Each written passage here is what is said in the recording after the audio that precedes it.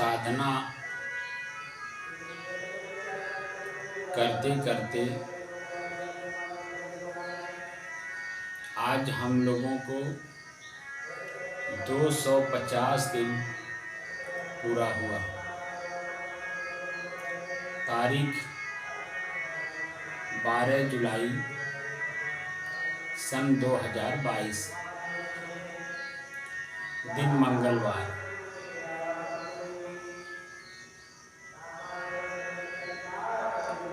आज हम लोगों को ईश्वर और भगवान दो शब्दों को प्रयोग करते करते 250 दिन हो गए। आज राम अवतार भाव मैं आपसे प्रश्न करता हूँ जी। अब आप बताइए कि आपका मन कितना सहज हुआ? काफी सहज।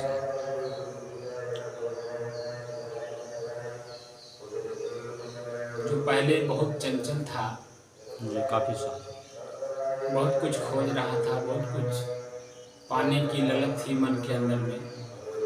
कहाँ जाएं कि हमें हमारी चीज मिले, ये ललक आपके अंदर में थी।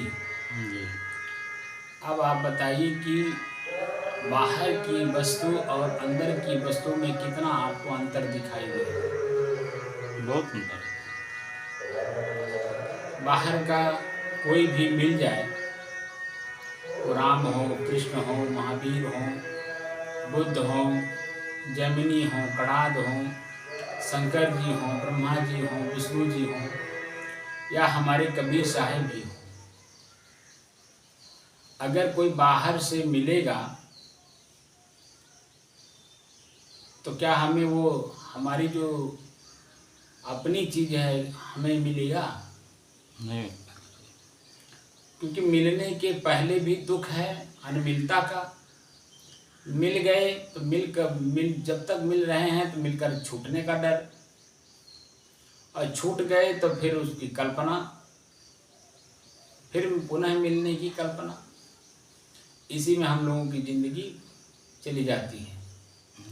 और जो हम वास्तव में जिस भी महापुरुष से मिलना चाहते हैं, अब मिल करके जो हम चाहते हैं वह यही है कि हमें शांति मिले, सुख मिले, आनंद मिले, चाहे वो रुपए के आधार पे हो मिले, चाहे वो जमीन जायदाद, चाहे वो किसी भी संपत्ति को प्राप्त करने के लिए। अंत में पूरे मानव मात्र का एक ही लक्ष्य होता है कि वह अंदर से संतुष्ट हो, तृप्त हो, उसे और कुछ पाने की इच्छा न रह जाए। यही न होता है जी। अब आप बताइए, जो ये साधना हम बड़े सहज भाव से 250 दिन, और पहले आज की बात में पहले दिन किया होता तो बात समझ में नहीं आती जी नहीं। लेकिन हमने प्राइमरी स्टेज से लेकर के और अब तक हाई स्कूल तक में आप लोगों को ले आया हूँ। अब हाई स्कूल जब पास कर लेंगे तब आप इंटर, बीए, एमए जो भी आप करना चाहें वो होगा। क्योंकि जब तक प्राइमरी स्टेज नहीं पार करेंगे तब तक ऊपर की बात समझ में नहीं आती। और हमारा यही उद्देश्य है, कोई भी मनुष्य मेरे पास जो साधना सीखे वो बहुत सहज भाव में सीखे। सहज भाव में जब सीखेगा तभी सहज को समझ पाएगा। जरा सा भी असहज की स्थिति को पाने की ललक रखेगा, हमको आसन नहीं कराया जा रहा है, हमको प्राणायाम नहीं कराया जा रहा है, हमको खिचड़ी मुद्रा नहीं कराया जा रहा है, हमको वो अष्टचक्र नहीं जागृत कराया जा रहा है, तमाम चीज़ें अगर उसके मन में कल्पना है तो वह मेरे पास साधना सीखने न आए। क्योंकि ये क्रियात्मक चीज़ है, इसमें क्रिया है, और बड़ी बारीकी की बात बता रहा हूँ, इसमें क्रिया है। और क्रिया कभी आपके मन को एकाग्र, स्थिर और शांत रहने नहीं देगा। एकाग्र, स्थिर और शांत अगर होना है तो सिर्फ एक बात का लक्ष्य लेकर के चलिए कि मुझे शांति का अनुभव करना है। तो ईश्वर शब्द का प्रयोग करिए और चंचल मन को पहले एकाग्र करने का, एक काम में लगाने का मन करिए, क्योंकि हमारा मन तो चंचल है। आसन कर लें, आसन में ये आसन कर लें, वो आसन कर लें, ऐसा आसन कर लेंगे, वैसा आसन कर लें, मुद्राएं कर लें, क्रिया योग सीख लें, प्राणायाम कर लें, प्राणायाम में भी ये प्राणायाम, वो प्राणायाम, ऐसा प्राणायाम, वैसा प्राणायाम, क्रिया होगी, उसमें मन चंचल होगा और चंचल मन कभी आपको एकाग्र, स्थिर और शांत नहीं होने देगा। इसीलिए मैं सीधे सीधे आप लोगों को उसी लक्ष्य पे ले चल रहा हूँ जहाँ आप स्वयं अपने आप में शांति का अनुभव कर सकें, क्योंकि शांति क्रिया में नहीं है, शांति निष्क्रिय होने में है। जितना आप निष्क्रिय होंगे, क्योंकि दो मंजिल है, एक बाहर की मंजिल, एक भीतर की मंजिल, जिसको लक्ष्य कहते हैं, टारगेट कहते हैं। तो बाहर का टारगेट, बाहर का मंजिल बिना चले नहीं मिलेगा, वहाँ चलना पड़ेगा। लेकिन ये भीतर की मंजिल है शांति, तो बिना रुके नहीं मिलेगा। आपको अपने मन की क्रियाओं को रोकना होगा, निष्क्रिय करना होगा, तब जाकर के आपको अपने ही मन के द्वारा शांति का अनुभव होगा। क्योंकि जब तक मन क्रियावान होगा तब तक आपको शांति का अनुभव नहीं होने देगा। ये बात पूरी अब समझ में आई कि नहीं आई? जी ठीक है सर।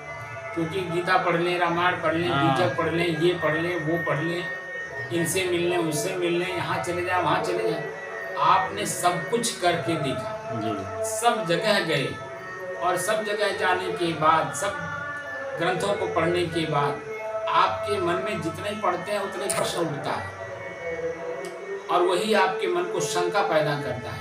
तो शांति अनुभव कहाँ होने देगा? ये सही है ना जी। इसीलिए मैंने, जब आपने उस दिन बीजक की बात कही, यहाँ ये प्रश्न आ रहा, वो प्रश्न आ रहा, तो मैंने आपके मन को देखा कि अभी भयभीत हो रहे हैं।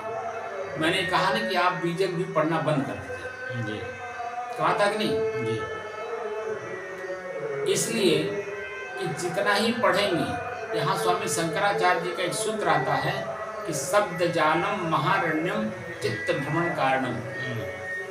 शब्द जाल एक ऐसा जंगल है जिसमें उलझ जाने के बाद आपको सुलझने नहीं देगा।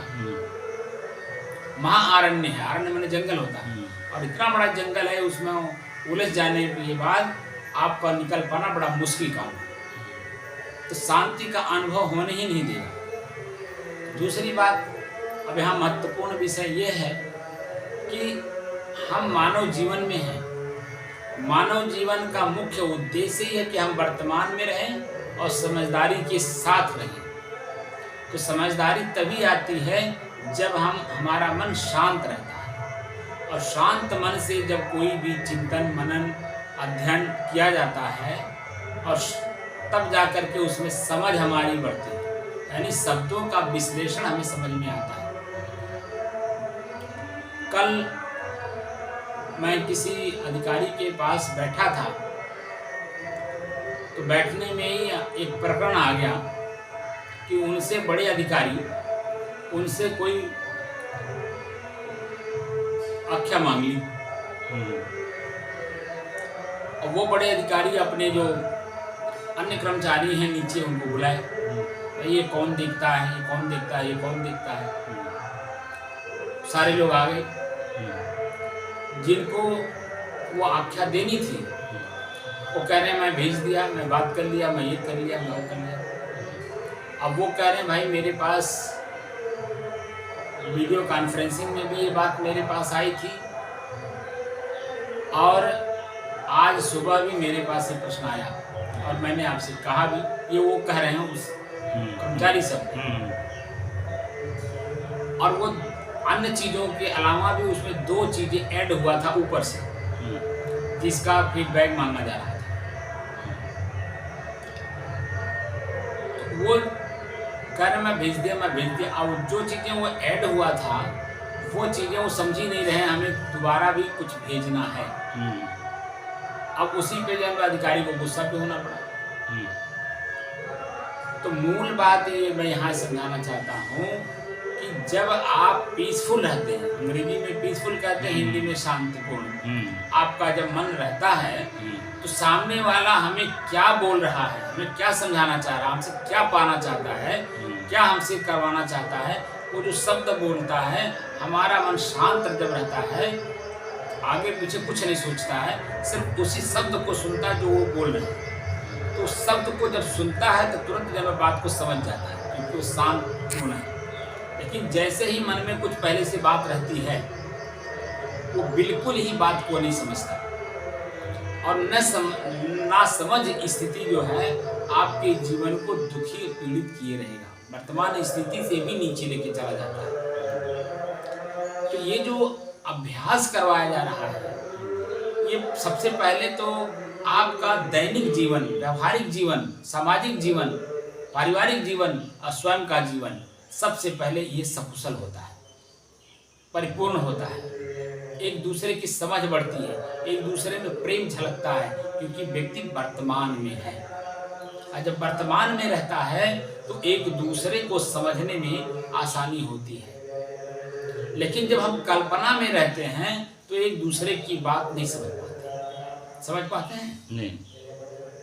तो कितना बड़ा लाभ इसमें है कि सबसे पहले हम जब शांत रहते हैं तो हम एक दूसरे को समझने का प्रयास करते हैं। आप ना मान लीजिए आप चंचल हैं, आप बच्चे जैसा हैं, मैं समझदार हूँ, मेरा मन शांत है, तो मैं आपकी स्थिति को पढ़ लूँगा। मेरी स्थिति को आप नहीं पढ़ पाएंगे, लेकिन मैं आपकी स्थिति को पढ़ लिया। आपको क्या चाहिए? मेरा मोबाइल चाहिए, जो कि महत्वपूर्ण है मेरे लिए, लेकिन मैं समझ रहा हूँ कि नहीं, ये वर्तमान में इनको इसकी आवश्यकता है, हम तुरंत उठा करके दे दें, वो कीमती से कीमती सामान हम आपको उठा के दे दें, आपका काम हो जाएगा, आपकी समझ बढ़ जाएगी, क्योंकि उस समय मन आपका चंचल है। और चंचल मन में आप कुछ भी डालिए, कुछ नहीं होगा कुछ नहीं। इसलिए वहां सामने वाले को शांत करने की जो विधि है वो यही है कि कीमती से कीमती वस्तु, स्थान, वस्त्र, जो कुछ भी हो वो उसके सामने प्रस्तुत कर दी जाए और वो उसे मिल जाए। उसका चंचल मन, आप देखे होंगे, बहुत दुखी रहता है मन। जैसे आपको आपके बिटिया का ब्याह है, आपको 1 लाख रुपए की ज़रूरत है, आप देखिए जितने लोगों के पास जाते हैं उतने लोग अपना दिमाग लगाते हैं। दिमाग क्या लगाते हैं? जैसे मान लीजिए आप मेरे पास आए, आपने कहा महात्मा जी मुझे 1 लाख रुपए चाहिए। अब उसी में मैं प्रश्न पे प्रश्न करूँगा, क्यों चाहिए? आप कहेंगे लड़की की शादी है, तो लड़की की शादी है, लड़की तू पैदा कैला था, आप मांगे हम ले गया ना, जा जब अपन व्यवस्था करा, हम ले गए पैसा। पहला प्रश्न तो ये आ गया, तो आपके मन को और दुखी हो गया। दूसरे के पास गए, दूसरे ने कुछ और प्रश्न कर दिया, आपके मन में दुख हो गया। तीसरे के पास, जिसके पास जाने से और उसका मन शांत है और प्रेम से आपने कहा कि काका हमें बड़ा परेशानी बा, पैसा चाहिए हमको, बिटिया ब्याह करना है, तो कुछ भी नहीं पूछेगा, अच्छा ठीक है कितना चाहिए? 1 लाख चाहिए।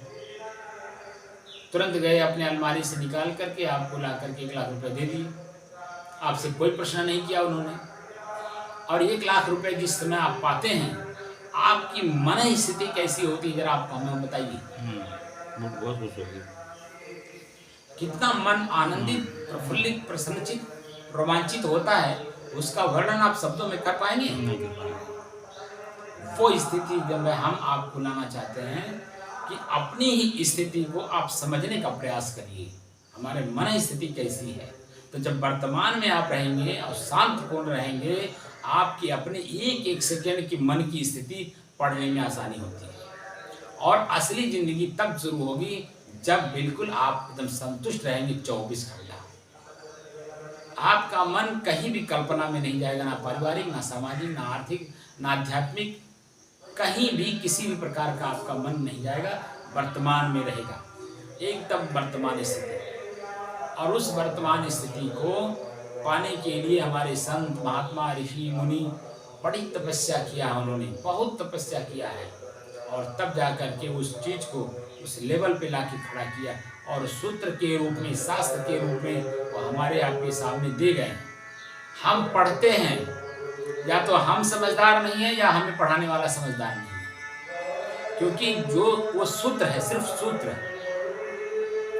सूत्र का व्याख्या हमें स्वयं करना होता है, और स्वयं जब किया जाता है तो सारी चीजों को दरकिनार करके सिर्फ एक लक्ष्य लेकर के चला जाता है कि हम सीख क्या रहे हैं, हम सीखने क्या आए हैं। अगर ये हमें पता है कि मैं सीखने क्या आया हूँ और मैं सीख क्या रहा हूँ, इन दो प्रश्नों का जैसे हल ढूंढेंगे, बिल्कुल एकदम शांतपूर्ण रहेंगे और लक्ष्य लेकर के चलेंगे कि जिंदगी का जो असली आनंद है वह है मोक्ष में।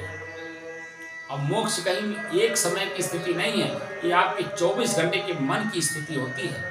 आपके मन में किसी प्रकार का कोई मोह नहीं है, मोह का क्षय हो गया है, नाश हो गया है, तब आप वर्तमान में हैं। न बेटा का, न बेटी का, न पत्नी का, न घर का, न मकान का, न गांव का, न देश, किसी का भी मोह नहीं है, क्योंकि आप वर्तमान में हैं। और वर्तमान में रहने वाला स्थिति ऐसी होती है, कहीं भी रहे, किसी भी परिस्थिति में रहे, वो प्रफुल्लित, आनंदित और रोमांचित रहेगा, एकदम शांत स्थिति। बात हमारी समझ रहे जी। जैसे जैसे आप अपने श्वास को देख करके अपने मन को एकाग्र, स्थिर और शांत करने में कामयाब होंगे, वैसे वैसे आपकी ये जो जीवन है ना, जो चला गया है, वह भी इसमें सफल हो जाएगा, उसको भी आप सार्थक बना लेंगे। हम ज़्यादातर देखते हैं 100% नहीं, हम 1000% भी कहें तो कम होगा, 1,00,000% भी कहें तो हम कम होगा, कि जैसे जैसे व्यक्ति का उम्र बढ़ता है वैसे वैसे वो ऐसा अपने ऊपर बोझा लादता चला जाता है कि 40 साल के बाद और मरने के पहले तक उसकी मन स्थिति ऐसी हो जाती है, वो दबता चला जाता है, दुखी और पीड़ित होता चला जाता है, और अंत में जब शरीर को छोड़ता है तो छोड़ते समय मैं देखता हूँ कि हर आदमी दुखी होकर के मर रहा है। अगर संत वास्तव में संत की स्थिति में नहीं है तो अभी गृहस्थ जैसी स्थिति में मर रहा है, और गृहस्थ तो गृहस्थ है ही है, वो तो मर ही रहा है, उसे पीड़ित होकर के मर रहा है। जो अपने जीवन को वास्तव में सार्थक करने आया था वह भी निरर्थक होकर के चला जा रहा है। आश्रम बना लें, बहुत बड़ा जनसंख्या अपने पीछे लगा लें, बहुत बड़ा काम कर लें, हम ये कर लें, हम वो कर लें, क्या है ये अपने मन की स्थिति को जहां थे उससे भी नीचे ले जाकर के आपने खड़ा कर दिया। आपका मन शांत नहीं हुआ, प्रेजेंट में नहीं हुआ, तो मोह का क्षय हुआ कहां? आप तो और मोहग्रसित हो गए, क्योंकि जो भी चीजें बनाई जाती हैं, की जाती हैं, तो उसमें मोह उत्पन्न होता ही है, और वह आगे की आशा लेकर के काम किया जाता है। और आगे जब आशा करके किया जाता है, जब वो स्थिति आती है तो हमें पता नहीं है स्थिति कौन सी है, क्योंकि वर्तमान में हम हैं ही नहीं। जो आज का मेरा वर्तमान है वो पीछे का भविष्य है, और आज का जो मेरा समय है ये आगे के लिए ये भूत भी हो जाएगा, सही है ना? तो वर्तमान ना भूत है ना भविष्य है, वर्तमान वर्तमान है। हमेशा आप वर्तमान में रहने का प्रयास करिए, आप देखिए ना भूत में रहेंगे ना भविष्य में रहेंगे, तो क्या होगा, आपकी मन स्थिति एकदम नॉर्मल रहेगी, एकदम नॉर्मल, सहज। और सहज स्थिति ऐसी होती है, हमेशा चेहरे पर मुस्कान रहता है, मुस्कुराहट रहती है, चेहरा खिला हुआ रहता है। आप नून रोटी खाएं कि दूध रोटी खाएं, उससे कोई फर्क नहीं पड़ता, क्योंकि उस मन बिल्कुल प्रसन्नचित आनंदित है, क्योंकि उसमें भय नहीं है। सहज होने में जितना आसान जिंदगी है उतना हम कहते हैं कठिन करने से नहीं है। सहज जिंदगी जीने के लिए आप कुछ मत करिए, बस सिर्फ सहज भाव में अपने श्वास का अपने से अलग होकर के, इसको दृष्टा कहते हैं, साक्षी कहते हैं, उसको देखिए और आधार लीजिए वेदना और संवेदना का। हमारा श्वास खींचते समय मुझे कष्ट हो रहा है, दुख हो रहा है, पीड़ा हो रहा है, या आनंद की अनुभूति हो रही है। तो जैसे जैसे ये प्रश्न लगा करके आप अपनी श्वास को देखने का प्रयास करेंगे तो श्वास की गति जब पूर्ण हो जाती है तो आगे जो है हमें अन्य चीज़ों को पढ़ने में आसानी होती है। आँख की जो विषय है रूप, उसको पढ़ने में आसानी होती है। कान का जो विषय है शब्द, उसको पढ़ने में आसानी होती है। जीभ का जो विषय है स्वाद है, उसको भी पढ़ने में आसानी होती है। यानी अपने ही शरीर को पढ़ने में इतना आसानी हो जाती है, इतना सहजता हो जाता है, इतना सरलता हो जाता है कि वह वर्तमान की स्थिति को बिल्कुल जैसी है असामान्य स्थिति है तो सामान्य बनाने में आसानी होती है, सहजता होती है, सरलता होती है। लेकिन जब हमारा मन ही शांत नहीं है तो वर्तमान की स्थिति को पढ़ेगा कैसे? पढ़ करके अपने को आनंदित करेगा कैसे? और जब स्वयं आनंदित रहता है तो पास में रहने वाले लोग भी आनंदित और प्रफुल्लित प्रसन्नचित रहते हैं, क्योंकि वहाँ त्याग होता है, मन में त्याग रहता है। त्याग का मतलब घर छोड़ करके भाग जाना नहीं होता है। त्याग का मतलब है कि वर्तमान में कीमती से कीमती सामान आज मेरे काम नहीं है, वर्तमान में मेरे काम का नहीं है। वर्तमान की बात कर रहा हूँ, भूत भविष्य की बात नहीं कर रहा हूँ। वर्तमान में मेरे किसी काम का नहीं। सामने वाला आया, कहा महाराज हमें इसकी ज़रूरत है, अपना काम कर लेना। इतना ये जरूर बोलेगा कि काम करके ये सकुशल मुझे लौटा देना, ताकि अन्य लोगों को भी काम आए, हमको भी काम आए, अन्य लोगों को भी काम आए। क्योंकि मेरे पास रहेगा तो अन्य लोगों को भी काम आएगा, मुझे तो काम आएगा ही काम आएगा, दूसरे को भी काम आएगा। यह स्थिति स्वयं की अपनी होती है और यह स्थिति जो भी अपना बना लेगा, बनाने में कामयाब होगा, समझिए कि मानव जीवन उसे सार्थक है। और सार्थकता ही सभी लोग चाहते हैं, लेकिन काम नहीं करना चाहिए सार्थकता का। तो आप बता दीजिए कि ऋषियों का दोष है या हमारा स्वयं का दोष है? क्यों जी? हम सार्थकता चाहते हैं, मन की शांति, तो शांति का उपाय हमारे ऋषि महर्षि संत महात्मा दे गए हैं।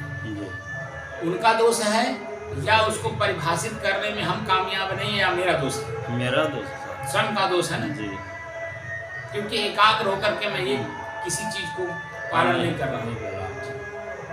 जब तक एकाग्र होकर के हम किसी चीज का पालन नहीं करेंगे तो उसमें जो उसका लाभ है, लाभ के जगह पे हमारा हानि ही होगा। क्योंकि समय मेरा वर्तमान का होता चला जा रहा है, भूत होता चला जा रहा है, और मैं मन से पीड़ित का पीड़ित ही रह जा रहा है। तो समझ में आ रहा नहीं? इसलिए अपने श्वास का, जैसे आप साधना करने बैठिए कुछ मत करिए, बस जैसे आप अपने श्वास को देखना शुरू किए एकदम मन आकर के उसी पे एकाग्र हो जाएगा और धीरे धीरे अपने शांति का स्वयं अनुभव करिए। शरीर स्थिर है, मन स्थिर हो गया और शांति का अनुभव स्वयं हो रहा है। और वर्तमान में रहने में हमें कामयाबी मिल रही है। हम चल रहे हैं, फरक फरक चल रहे हैं, वहाँ मेरा मन है। हम बैठ रहे हैं, वहाँ मेरा मन है। हम सो रहे हैं, वहाँ मेरा मन है। हम भोजन कर रहे हैं, वहाँ भी मेरा मन है। हम किसी से बात कर रहे हैं, वहाँ भी मेरा मन है। वर्तमान है, तो जब वर्तमान में रहते हैं तो हर काम को करने में आनंद आता है। वहाँ पीड़ा नाम का कोई चीज़ आने ही नहीं पाता है, क्योंकि हम वर्तमान में हैं। हम कुर्सी पे बैठ रहे हैं तो वर्तमान में रहेंगे तो कुर्सी को देख के बैठेंगे, कहीं टूटा तो नहीं है, कहीं खाले ऊंचे तो नहीं है, कहीं गड्ढा तो नहीं है। हर चीज़ को टटोल करके तब बैठेंगे तो आराम, पूरा शरीर हमारा आनंदित रहेगा। लेकिन चंचल मन से जब हम बैठते हैं तो क्या होता है? कुर्सी टूटी है, गिर पड़ेंगे। कुर्सी के पीछे गड्ढा है, बैठे पता चला कि वो पीछे उलझ गया, गिर गए, सर में चोट आ गई। तमाम तरह की चीज़ें आती। अगर हम वर्तमान में नहीं है तो हम किसी से बात कर रहे हैं, बात करते समय मेरे मुँह से कौन सा शब्द निकल जाएगा हमें खुद पता नहीं। लेकिन जब वर्तमान में रहते हैं तो शब्द को तौल करके बोलते हैं, तो सामने वाला प्रफुल्लित प्रसन्नचित आनंदित होकर के आपके पास से जाता है, तो आपकी ख्याति बढ़ती है। बात समझ रहे हैं? जी। लेकिन जब हम वर्तमान में नहीं है तो क्या होगा? दिक्कत होगी। तो कोई हो रहा है जो नहीं होना चाहिए। इसलिए मेरा एक ही उद्देश्य है, आप सभी लोग अपनी ज़िंदगी को सहज सरल बनाने के लिए कुछ मत करिए, कोई क्रिया मत करिए, सिर्फ अपने श्वास को देखिए। और श्वास को देखते देखते योगश्चित्त वृत्ति निरोध है, अपने चित्त यानी मन की वृत्ति को निराई करने में कामयाब होंगे।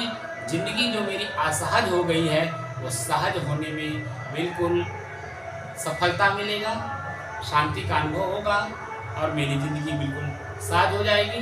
इसका अनुभव होगा। बात पूरी समझ में आ गई? जी। साहिब